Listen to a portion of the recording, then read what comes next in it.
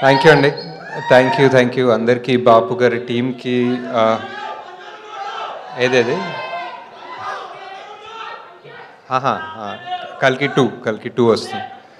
So బాపు గారు ప్రొడ్యూసర్కి, full team, technicians, actors, డైరెక్టర్కి అందరికీ thank you so much. First నన్ను ఇక్కడికి పిలిచినందుకు. అండ్ నేను ట్రైలర్ చూశానండి. ట్రైలర్ చూసిన తర్వాతే బ్రహ్మాజీ గారు కాల్ చేశారు యాక్చువల్లీ. సో ట్రైలర్లో ఒక లాస్ట్ ఆల్మోస్ట్ టైటిల్ వచ్చే ముందు ఒక షాట్ ఉంటుంది. ఆ ఫుల్ ఫ్యామిలీ ఒక డోర్వేలో నిల్చొని అలా చూస్తుంటారు. సో జస్ట్ అంటే ఏం చూస్తున్నారు, ఏం చేశారు వీళ్ళు, ఏం జరిగింది సినిమాలో అని ఒక చిన్న క్యూరియాసిటీ ఉంటుంది. ట్రైలర్ కూడా చాలా బాగా కట్ చేశారు. And it felt like a really good film. బాగుంది సార్. మీ fan sir. Thank you sir. మీరు మీ స్పీచ్కి fan also sir.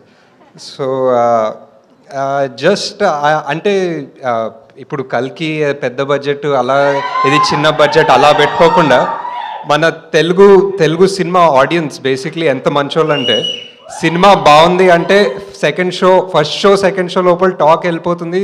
Second day housefuls ఉంటాయి. అండ్ థర్డ్ డే నుంచి మళ్ళీ తండేలు అన్నారా. High. So yeah, just beautiful అండి. సో ఐ థింక్ ఈ సినిమా అన్ని గుడ్ వైబ్స్ ఉన్నాయి.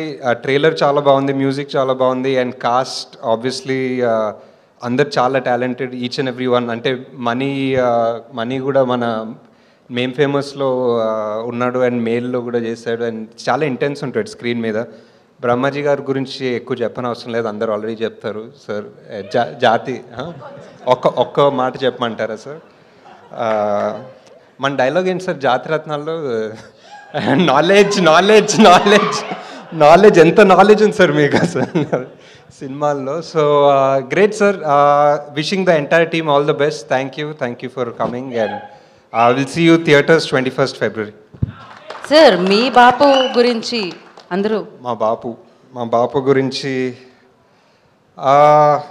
అంటే స్పెసిఫిక్ ఇన్సిడెంట్ అంత ఇమీడియట్గా గుర్తులేదు. బట్ చిన్నప్పుడు ఆల్మోస్ట్ అందరికీ సేమ్ ఎక్స్పీరియన్స్ ఉంటుందేమో. ఏదైనా అడిగితే లేకపోతే ఏదైనా చెప్తే, మా నాన్న ఒక చిన్న ఊరు నుంచి నాగర్కర్నూల్ దగ్గర ఐతోల్ అని. సో ఎప్పుడు చెప్పేవాళ్ళు, స్కూల్కి వెళ్ళడానికి నేను ఒక 14 కిలోమీటర్లు నచ్చి వచ్చేవాడిని. నీకు ఇప్పుడు పెన్ కావాల్సి వచ్చిందా, పెన్సిల్ కావాల్సి వచ్చిందా అని చెప్పి చిన్నప్పటి నుంచి ప్రతి దానికి ఆయన చిన్నప్పుడు పడే కష్టాలు, ఆయన చిన్నప్పుడు కష్టపడి వంటలు చేసుకుంది, హాస్టల్లో ఉంది అన్నీ చెప్పేవాళ్ళు. సో ఏంటి అంటే ఆబ్వియస్లీ ఏంటి ప్రతిదానికి ఇదే చెప్తున్నారు స్టోరీ అనుకునేవాడిని చిన్నప్పుడు. కానీ నాకు మొన్ననే అంటే నేను కూడా ఇప్పుడు బాపోయాను, నాకు కూడా ఒక పిల్లోడు ఉన్నాడు. సో 2-3 years బ్యాక్ నేను కూడా రిషి గారికి అదే చెప్తున్నాను అనమాట, నా చిన్నప్పుడు ఎంత కష్టం ఉండేది తెలుసారా నీకు అని.